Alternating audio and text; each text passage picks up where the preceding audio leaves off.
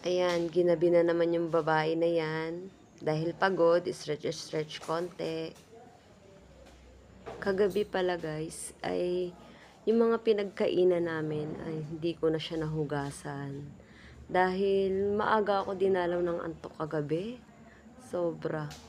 Kaya pagkatapos namin kumain, tinanggalan ko na lang muna siya ng mga kanin-kanin, yung mga tira-tirang ulam para hindi siya lalanggamin at pwede siyang kahit hugasan na kinabukasan. Dahil kanina, late din ako ng gising. Sobrang haba ng tulog ko. Sobrang haba ng tulog ko kaya hindi ko na rin siya naasikaso kanina bago ako pumasok. Kaya ngayon ko pa lang siya mahuhugasan. Kahit pagod tayo, kailangan pa rin natin kumilos dahil wala namang ibang gagawa niyan kundi tayo lang din.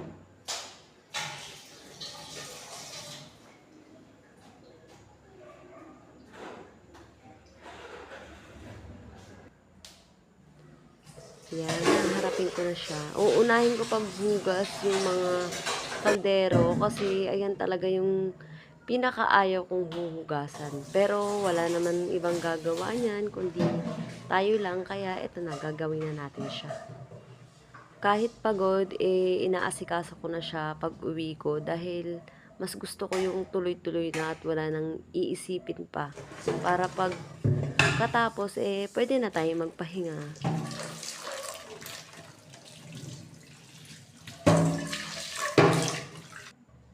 Mag-isa na naman ako. Tapos na tayo sa ating kusina, dito naman tayo sa sala para konting-konting linis lang naman yan dahil hindi naman masyadong makalat dahil ako lang din naman yung nagkakalat dyan.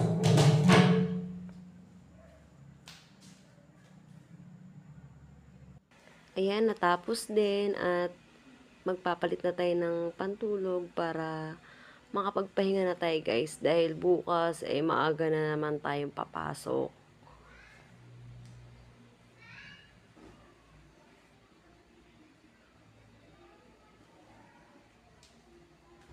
Good night guys. See you next vlog. Bye!